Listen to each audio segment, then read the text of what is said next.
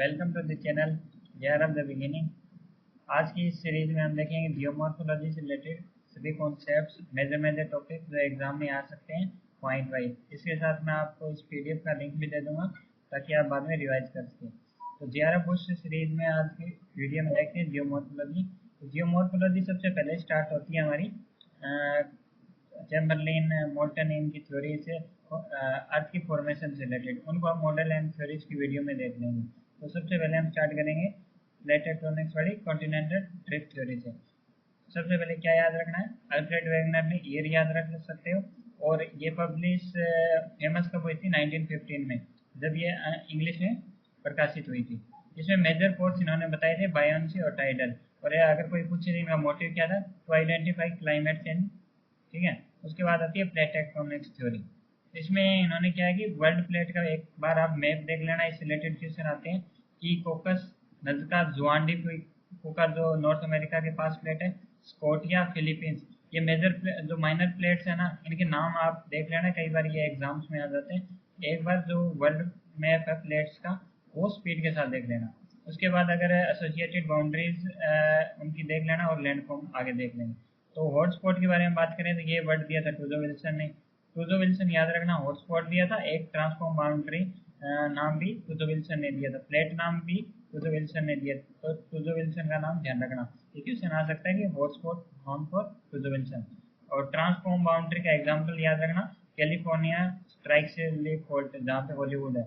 Okay, इसका fault का नाम आ जाता है कि ये कौन सा फॉल्ट है, स्ट्राइक स्लीप फॉल्ट। उसके बाद आता है हेरियस। हेरियस ने 1960s में सी फ्लोर स्प्रेडिंग थ्योरी दी थी। आर्थर होम्स ने कन्वेक्शन करंट दिया था। इन दोनों में अगर आप कंफ्यूज हो सकते हो, ठीक है। इनको एक तो जो कन्वेक्शन करंट है इसको आर्थर होम्स से याद रखना, हेरियस सी फ्लोर स्प्रेडिंग बार बार बोलेगा तो याद रह जाएगा। क्या याद करना है? Tuzo Wilson hotspot, Harry Hess sea floor spreading, Arthur Holmes convection current. Tetrahedral theory Lowthian Green ने दी थी, जिसमें इन्होंने बताया था कि जो कॉन्टिनेंट्स और ओशियन है वो ट्रेंगुलर शेप में है। ठीक है।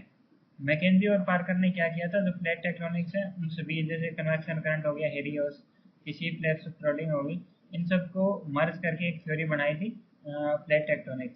उसके बाद पैलियोमैग्नेटिज्म से रिलेटेड क्वेश्चन आता है तो वाइन एंड मैथ्यूज का नाम आता है, जिन्होंने इंडियन ओशियन में प्लेट टेक्टोनिक्स थ्योरी को प्रूव किया था पैलियोमैग्नेटिज्म के थ्रू। वदाती बेनियम जोन जो पैसिफिक वाला एरिया है उसको वदाती बेनियम जोन बोलते हैं, क्योंकि मैक्सिमम अर्थक्वेक्स आते हैं, इसलिए इसको वदाती बेनियम जोन बोलते हैं। उसके बाद इंटीरियर ऑफ अर्थ की बात करें, एडवर्ड स्वेस ने जो सियाल सीमा निफे हम पढ़ते हैं, सियाल मतलब सिलिका, ए फॉर एल्यूमिनियम, और सिलिका और मैग्नीशियम, निकल और फेरस जो हम कोर को बोलते हैं। इससे क्वेश्चन ये बनता है कि एडवर्ड स्वेस ने दिया था सियाल सीमा निफा, ये बन सकता है। क्रस्ट मेटल कोर, इनसे रिलेटेड एक तो डिसकॉन्टिन्यूटीज आ सकती है, और ये आ सकता है कि जो इनकी डेप्थ है, सबसे पहले तो 32 मीटर पे 1 डिग्री सेल्सियस टेम्परेचर बढ़ता है क्रस्ट में। ठीक है। उसके बाद अगर कोर से रिलेटेड क्वेश्चन आ सकता है मैग्नेटिज्म से। मैग्नेटिज्म कोर के कौन से पार्ट से होता है? आउटर कोर से, ये याद रखना। और उसके बाद जो करंट में जो इन लेयर्स के नाम यूज किए जाते हैं वो लिथोस्फेयर, एस्टिनोस्फेयर, पाइरोस्फेयर और बेरिस्फेयर। पाइरोस्फेयर, बेरिस्फेयर आप याद रखना, लिथोस्फेयर आपको याद ही है। पाइरोस्फेयर और जो कोर है उस एरिया को बेरिस्फेयर बोलते हैं। आ सकता है कि ये कोर को आजकल इंटीरियर ऑफ अर्थ में बेरिस्फेयर भी बोलते हैं। डिसकॉन्टिन्यूटीज के लिए मैंने आपको ट्रिक बताई है, सीएम राहुल गांधी लेफ्टिस्ट। और डेंसिटी वाइज अगर देखें तो ये रिलेशन आपको एक बार बता देता हूँ। नीचे नीचे जैसे हम डेप्थ में जाएंगे, डेंसिटी इंक्रीज होती जाएगी, टेम्परेचर भी इंक्रीज होता जाएगा। ठीक है। तो सबसे पहले ऊपर वाली क्रस्ट है, सॉलिड है, एस्टिनोस्फेयर लिक्विड फॉर्म में, मोल्टन जैसे मोम नहीं होता पिघला हुआ मोम, उसी तरह एस्टिनोस्फेयर है। ठीक है। उसके बाद आता है मेंटल, जो लिक्विड पार्ट सॉलिड पार्ट में आवाज है। ठीक है। उसके बाद जो इनर कोर है, आउटर कोर, वो हमारा लिक्विड में, पर जो मेंटल वाला पार्ट है वो सॉलिड में ही है। ओके। फिर जो इनर कोर है ना, वो सॉलिड पार्ट है। ये हमें पता किससे चलता है, जो अस वेव्स है वो ट्रेवल नहीं कर पाती आउटर कोर के अंदर से। ठीक है। उसके बाद आता है मैग्नेटिज्म होगा अर्थ आउटर कोर, एलिमेंट्स वगैरह देख लिए हमने। बेसाल्टिक क्रस्ट और एंडीसिटिक क्रस्ट, जो सिलिका वाली क्रस्ट है उसको एंडीसिटिक क्रस्ट भी बोलते हैं। ठीक है। बेसाल्टिक क्रस्ट कौन सी है? जो ओशियन वाला पार्ट है उसमें बेसाल्टिक क्रस्ट पाएगा। डेन्यूडेशन और वेदरिंग देखे तो डेन्यूडेशन क्या है? दोनों से मिलकर बनता है, वेदरिंग प्लस इरोजन। सिर्फ वेदरिंग है तो उसको डेन्यूडेशन नहीं बोलते। कई बार क्वेश्चन आता है अगर किसी रिवर इरोजन प्लस ट्रांसपोर्टेशन हो रहा है तो वो उसको क्या बोल सकते हैं? डेन्यूडेशन। वेदरिंग प्लस इरोजन को डेन्यूडेशन बोला जाएगा। ठीक है, इसमें कंफ्यूज मत होना। वेदरिंग और इरोजन को मिला के डेन्यूडेशन बनता है। फिजिकल वेदरिंग और केमिकल बायोलॉजिकल 3 टाइप की वेदरिंग होती है। इनसे रिलेटेड यही क्वेश्चन बनता है कि फिजिकल वेदरिंग मैक्सिमम कहाँ पाई जाती है। बायोलॉजिकल वेदरिंग नॉर्मल क्वेश्चन है, इससे रिलेटेड क्वेश्चन नहीं आते कि चूहे वगैरह या फिर कुछ ऑर्गेनिज्म या फिर ट्रीज का नाम आ जाएगा कि इनके कारण बायोलॉजिकल वेदरिंग होती है। ओके, फिजिकल वेदरिंग में क्वेश्चन आएगा कि सबसे ज़्यादा फिजिकल वेदरिंग एक्टिव कहाँ होती है। ठीक है, फिजिकल वेदरिंग कहाँ होगी? मिड लैटिट्यूड और ग्लेशियर रीजन में। जहाँ पे क्यों? क्योंकि यहाँ फ्रीज एंड थ्रो साइकिल काम करेगी। टेम्परेचर का वेरिएशन ज़्यादा है, जहाँ पे टेम्परेचर का डिफरेंस ज़्यादा होगा वहाँ फिजिकल वेदरिंग काम करेगी।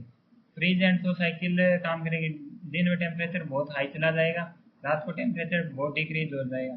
फ्रीज एंड थ्रो साइकिल काम करेगी। हाई डायरनल टेम्परेचर चाहिए, ड्राई क्लाइमेट होना चाहिए। एक्सफोलिएशन, जो छिलके की तरह लेयर उतरती है उसको एक्सफोलिएशन बोलते हैं। ओके, उसके बाद आता है केमिकल वेदरिंग एक्टिव कहाँ रहेगी? जहाँ पे ह्यूमिडिटी ज़्यादा रहेगी, वाटर कंटेंट ज़्यादा रहेगा रेन के कारण। जैसे रेन एक तो वाटर काम करता है ऑक्सीडेशन का, सॉल्यूशन का, तो इसके लिए इक्वेटर वाली जगह सूटेबल है ज़्यादा, क्योंकि इसमें सॉल्यूशन हाइड्रोलिसिस, ऑक्सीडेशन, कार्बोनेशन।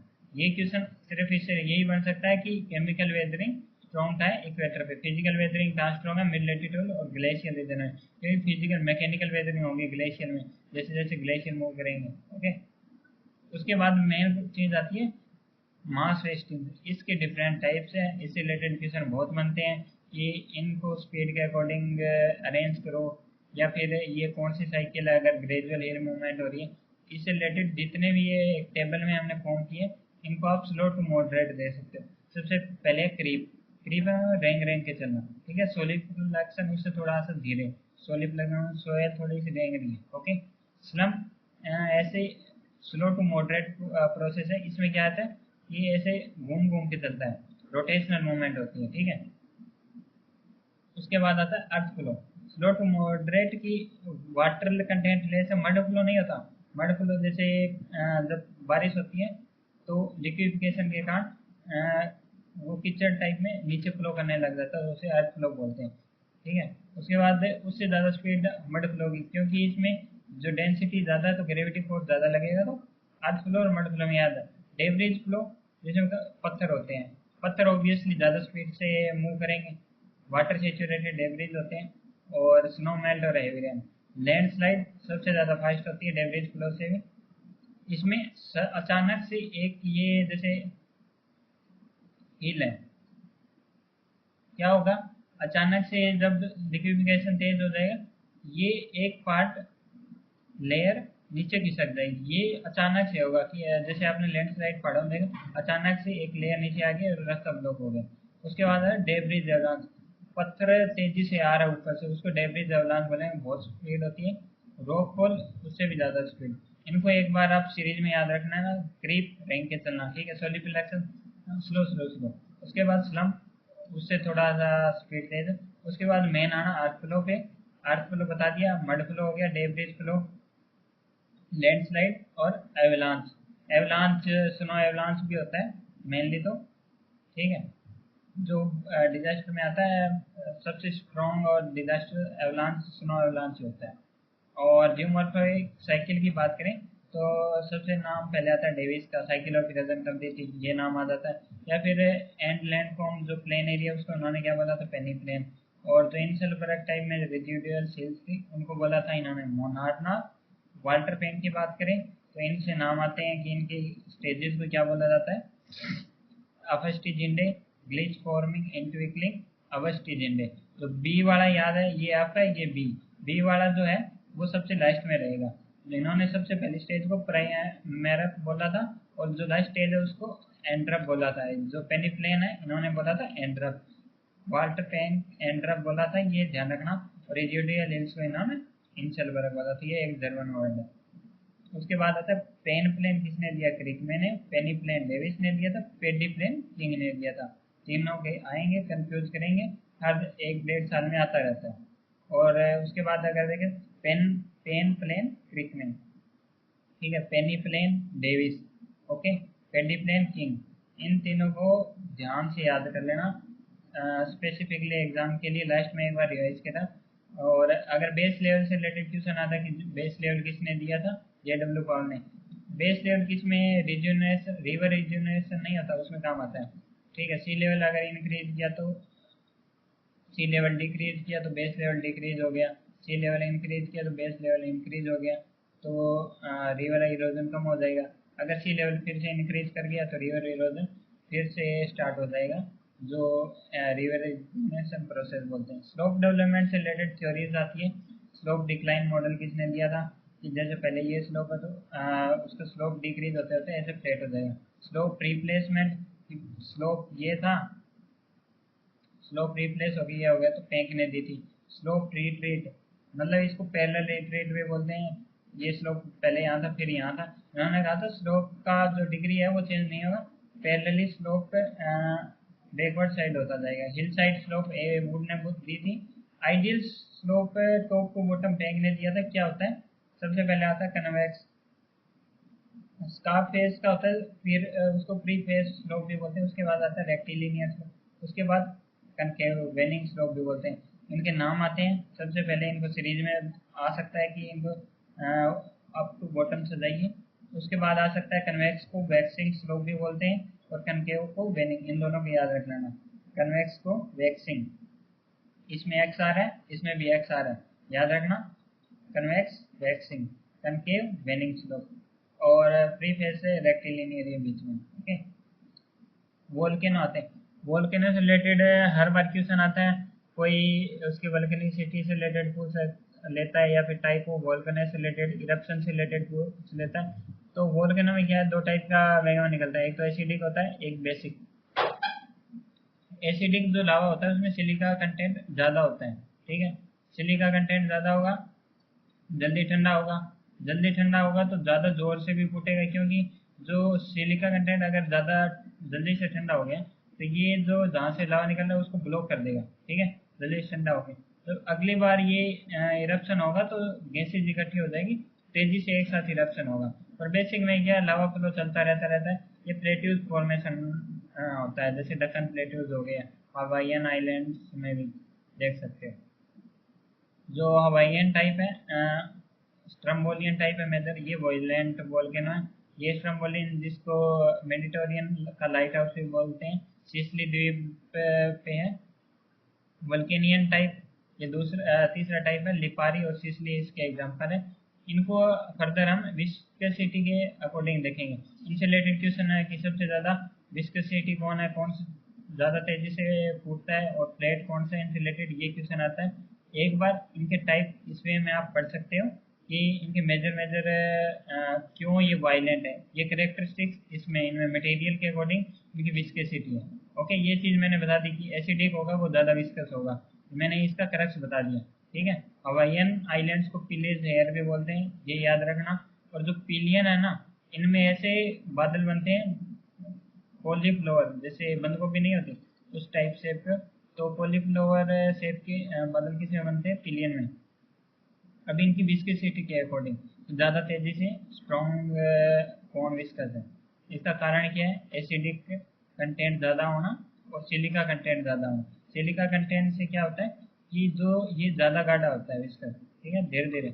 और जो हवाईयन आइलैंड्स में ये प्लेटी क्यों बना, क्योंकि ये ज़्यादा थोड़ा सा सिलिका कंटेंट इसमें कम है। हवाईयन, स्ट्रम्बोलियन, साइज के अकॉर्डिंग देख सकते हो। वल्केनियन सबसे स्ट्रॉन्ग कौन फूटा? पिलियन। पिलियन ध्यान रखना, वल्केनियन ऑब्वियसली याद रह जाएगा।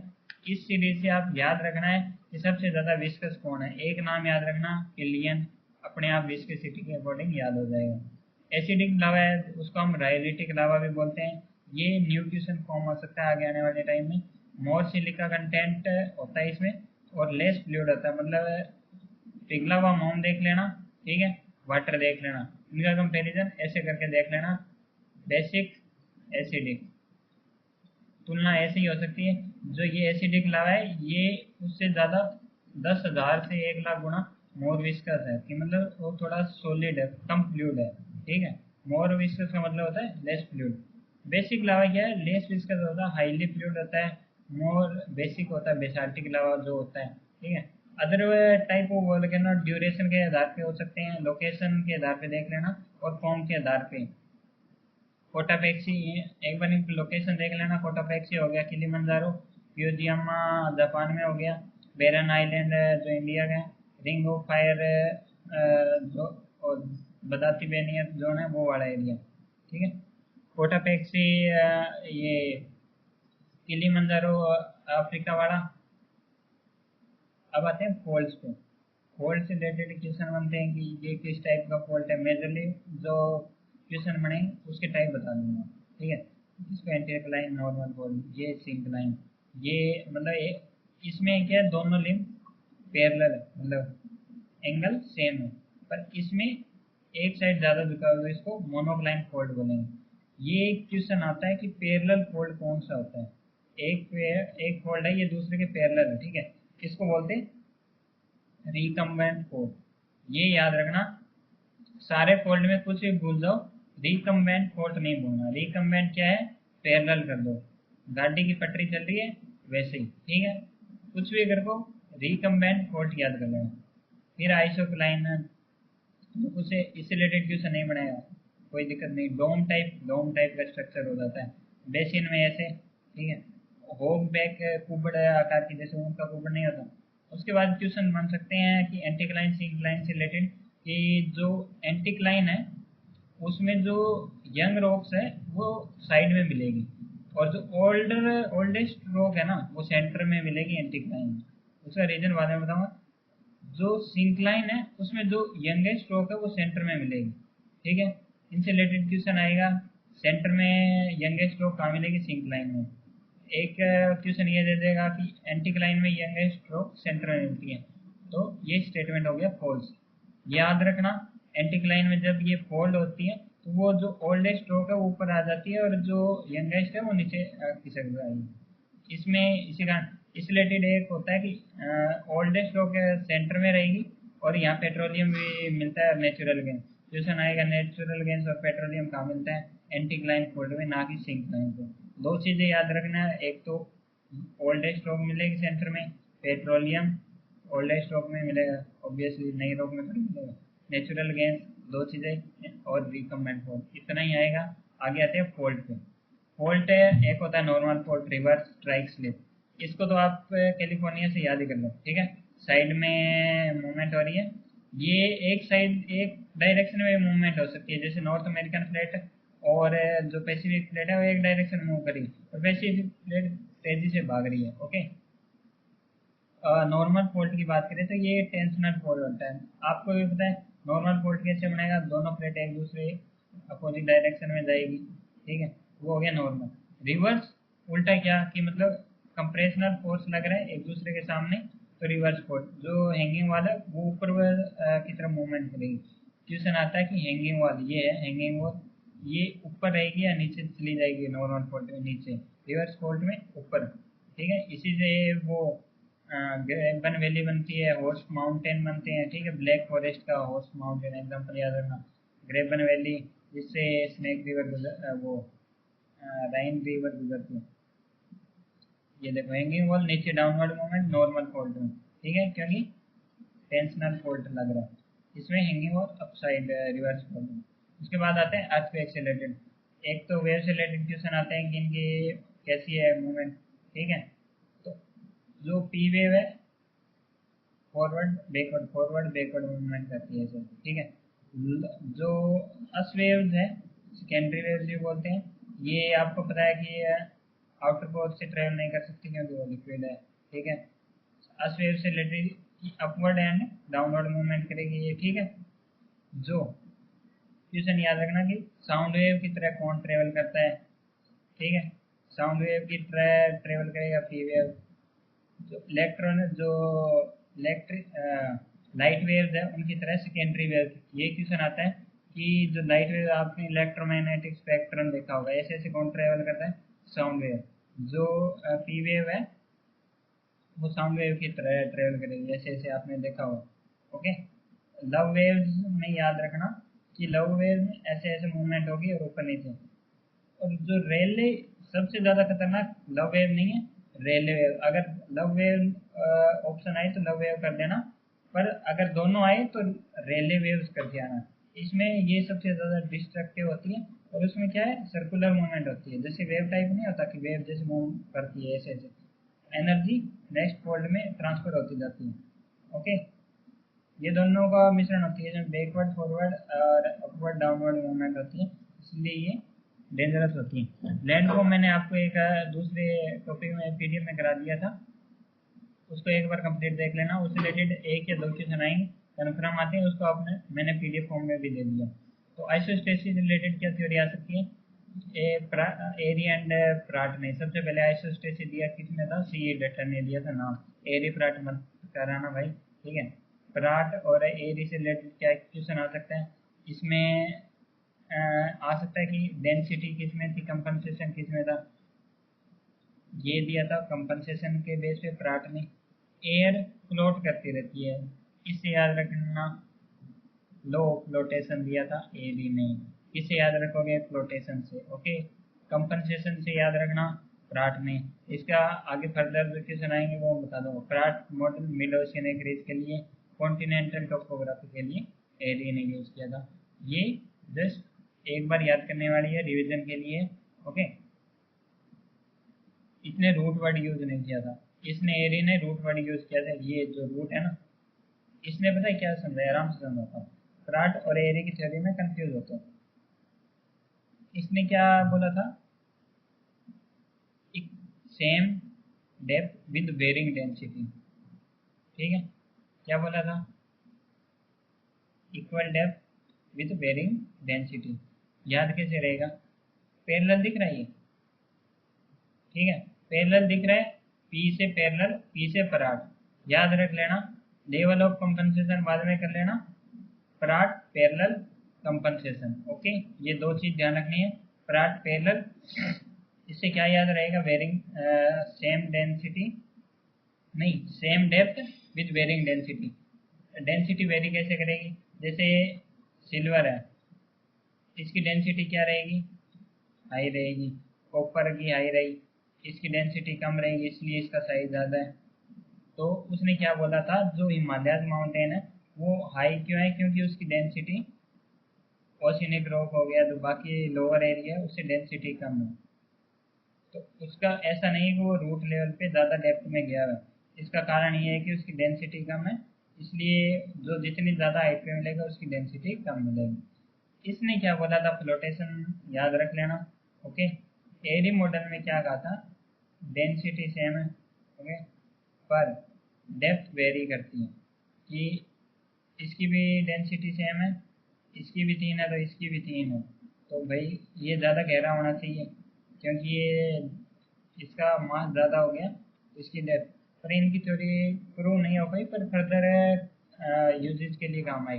हेफर्ड, इसको याद कर लिया ना, प्राट पैरेलल, इतना याद कर लेना।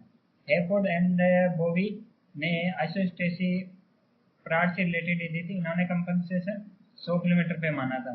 Compensation compensation Pratt, Pratt compensation याद रखना है, ठीक है। जोली से रिलेटेड प्रेजेंटेड हिज व्यूज आइसोस्टेसिस, ये इसका नाम याद आएगा कि जोली ने आइसोस्टेसिस 1925, इतना ही। ओके, ज़्यादा इससे क्वेश्चन नहीं बनेगा। जोली ने क्या बोला था, exist layer of 10 mile thickness below a shell of uniform density. ये लाइन ध्यान रख लेना, अगर आई तो नहीं आएगी, मेरे को इतना पता है। रॉक्स से रिलेटेड क्वेश्चन बनते हैं हर बार, कि कौन सी सेडिमेंट्री रॉक में कन्वर्ट हो जाएगी, टाइप कौन सी है, ज़्यादा केमिकल रॉक्स कौन सी है, क्लेस्टिक रॉक कौन सी है। इंट्रूसिव से रिलेटेड क्वेश्चन आते हैं, एक्सट्रूसिव कौन सी है, ये मैं आपको आज बताता हूँ, ठीक है। तो गेब इंट्रूसिव रॉक्स वो है जो जो अर्थ पार्ट है उसके अंदर जैसे वोल्केनो नहीं, इन लेयर्स में इकट्ठा हो जाता है, वो बाहर नहीं निकल पाता, वो इंट्रूसिव रॉक्स होती है। ओके, जो एक्सट्रूसिव रॉक है जो बाहर निकल जाती है, जल्दी से ठंडी हो गई, बेसाल्टिक हो गई, एंडेसाइट हो गई, रायोलाइट हो गई। इनका नाम गेब्रो, एक ये ध्यान रखना, ग्रेनाइट भी इंट्रूसिव रॉक है, इनसे रिलेटेड क्वेश्चन आया है। ग्रेनाइट और बेसाल्टिक कौन कौन से रॉक है, इंट्रूसिव है, एक्सट्रूसिव। ठीक है, गेब्रो से आएगा, ग्रेनाइट से आएगा, रायोलाइट से आएगा, एंडीसाइट से आएगा, याद रख लो ना। ठीक है, मेटामॉर्फिक में फोलिएटेड, स्लेट शेस्ट और नीसो, और नॉन फोलिएटेड में क्वार्टर और मार्बल। रॉक चेंजेस जैसे लाइमस्टोन मार्बल में चेंज हो जाएगा, मार्बल आपको पता ही है, सैंडस्टोन, क्वार्ट्जाइट, स्ले, सेल्स और क्ले स्लेट में बदलेगा, कॉन्ग्लोमेरेट याद रखना, नीस में बदलेगा, सेल माइका सिस्ट याद रख लेना, ग्रेनाइट नीस में, गेब्रो सेप्रेनेंटाइन में, स्लेट सिस्ट, सिस्ट माने फाइलाइट में, ये याद रख लेना। Metamorphic metamorphic okay. अब इग्नियस इंट्रूसिव रॉक्स में क्या है, कूलिंग टाइम ज़्यादा लगता है, तो इनके जो स्मॉल टू मीडियम ग्रेन्स होते हैं। एक्सट्रूसिव रॉक्स क्या है, इनविजिबल टेक्सचर ग्रेन साइज होता है, ये जल्दी से ठंडे हो जाते हैं। एक्सट्रूसिव रॉक में मैंने आपको क्या क्या बताया था, बेसाल्ट, एंडीसाइट, रायोलाइट। रायोलाइट को याद रख लेना, रायोलाइट से क्वेश्चन बन सकता है। ओके, प्लूटोनिक रॉक में क्या था, million of large grain size होता है, और ऐसे ऐसे टेक्सचर के अकॉर्डिंग। ये इरोजन में भी टेक्सचर का इंपॉर्टेंस होता है कि क्रिस्टल साइज कितना, उसके अकॉर्डिंग इरोजन इफेक्ट होता है। उसके बाद आते हैं इंट्रूसिव रॉक्स में जो इंटीरियर लैंडफॉर्म बनते हैं वोल्केनो का। सबसे पहले याद रखना batholith, it is like a plateau in the interior. Okay, इस टाइप का होगा थोड़ा सा, इसमें थोड़ा त्रिकोण टाइप में। लेपोलिथ, लप्पूसा सचिन, इसे याद रखना, लेपोलिथ लप्पूसा सचिन। लेपोलिथ में छतरी, गर्मी का टाइम है, लेके आओ छतरी। लेपोलिथ याद रख लेना, लेपोलिथ में कंफ्यूज हो गए, लेपोलिथ को जैसे ऐसे बता रहा हूँ लप्पूसा। ओके, लेपोलिथ में लेके आओ छतरी, याद रख लेना। ओके, डाइक सिल जो ओरिजेंटल टाइप में है, डाइक ऐसे हो जाएगी। ओके, सिर्फ इनसे रिलेटेड यही क्वेश्चन आता है आपको, शेप से रिलेटेड डिप्लेटिव आकार में। और इग्नियस रॉक कौन से हैं, ग्रेनाइट, बेसाल्ट, इंट्रूसिव, एक्सट्रूसिव बता दिया था। कोर्स ग्रेन, इसमें फाइन ग्रेन होते हैं क्योंकि जल्दी ठंडा हो जाता है। टाइप किस किस से बनता है, फिल्स पर क्वार्टर, ये यूपीएससी वगैरह में आता है, यहाँ नहीं आएगा। एसिडिक कंटेंट इसमें ज़्यादा होता है, 85% क्वेश्चन आ सकता है। एसिडिक ग्रेनाइट रॉक में जो एसिडिक कंटेंट, जो सिलिका कंटेंट हो गया, वो 80% से ज़्यादा होता है, कर देना प्रयोग। अगर बेसिक रॉक्स में जो सिलिका कंटेंट होता है वो 70% होता है, फॉल्स। ओके, डार्क कलर होता है, आयरन के बनाने होती है। जो इंडिया के जो साउथ में आयरन मिलता है वो इसी टाइप का है। ठीक है, धारवाड़ क्रम की चट्टानें वो बेसाल्टिक रॉक्स हैं। लैंडफॉर्म फॉर्म फ्रॉम इग्नियस मेसा ब्यूटेट, और मेसा बता दिया था मैंने, मेसा किस टाइप का होता है, प्लेटू से छोटा मेसा। उसके बाद हो गया ब्यूटा, इनका साइज का डिफरेंस है। Sedimentary rock, sediment settling down से, तो ग्लोब को 75% एरिया वो सेडिमेंट्री रॉक से, क्यों, पर पहले तो मैक्सिमम एरिया वोल्केनो से बना है, इरोजन होता गया, डिपोजिशन, तो मैक्सिमम एरिया सेडिमेंट्री रॉक से कवर है।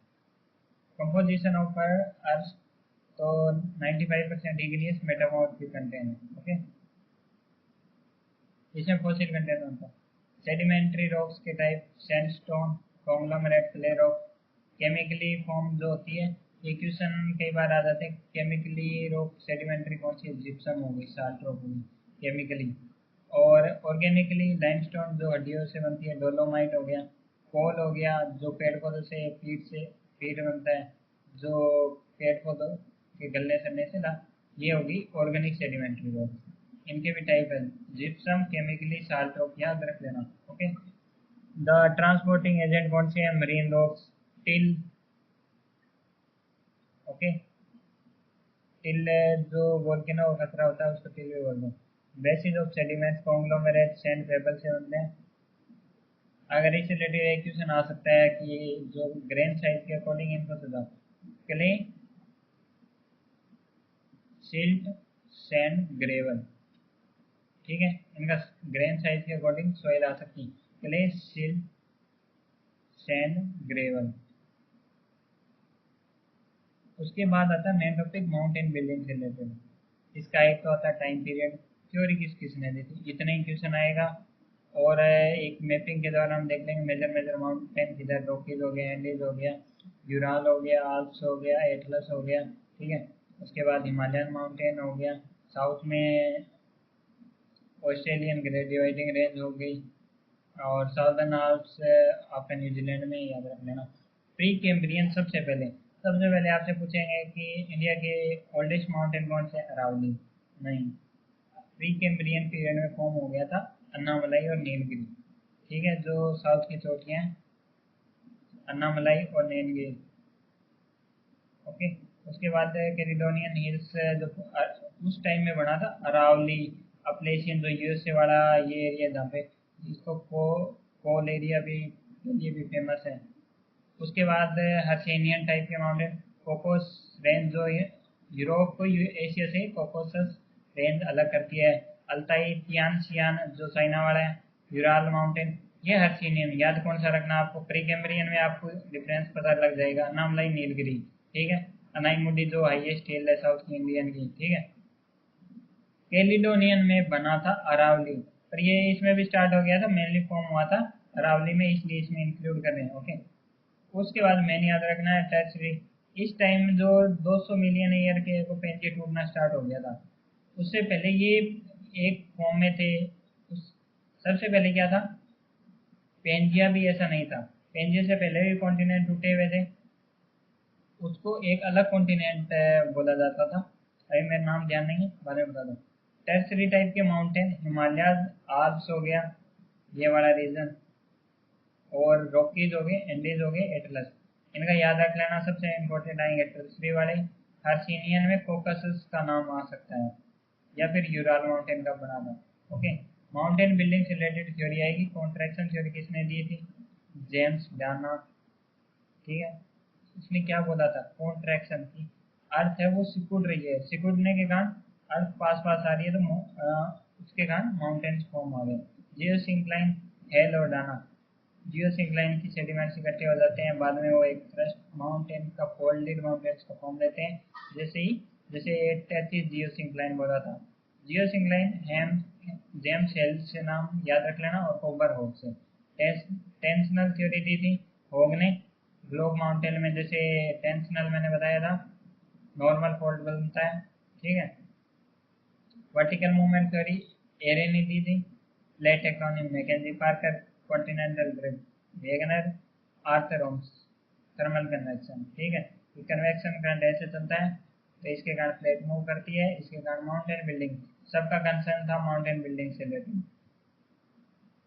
ये आपको याद है, ये आपको याद है, ये याद है, याद कौन सा करना है, ये बता दो। जियोसिंक्लाइन, हेल, कोबर। डाना ने कौन सी दी थी, कॉन्ट्रैक्शन, ये याद रख लेना बस। Thank you. इसी के साथ आज की जियोमॉर्फोलॉजी का टॉपिक खत्म होता है। आप एक चीज कर लेना, जो लैंड फॉर्म्स वाली वीडियो है उसके साथ वो पीडीएफ है, वो भी पढ़ लेना। इसके साथ आपकी कंप्लीट जियोमॉर्फोलॉजी खत्म हो जाएगी। फर्दर हम थ्योरीज और मॉडल्स में देख लेंगे, जो कुछ थ्योरीज बच गई हैं जियोमॉर्फोलॉजी से रिलेटेड, क्लाइमेटोलॉजी की जितनी भी थ्योरीज हैं, ओशिनोग्राफी की हो गई, agricultural theory, population, economic theory, उन सबको एक वीडियो में कवर करा दूंगा विद पीडीएफ। तब तक इसको रिवाइज कर लो। Thank you, have a nice day.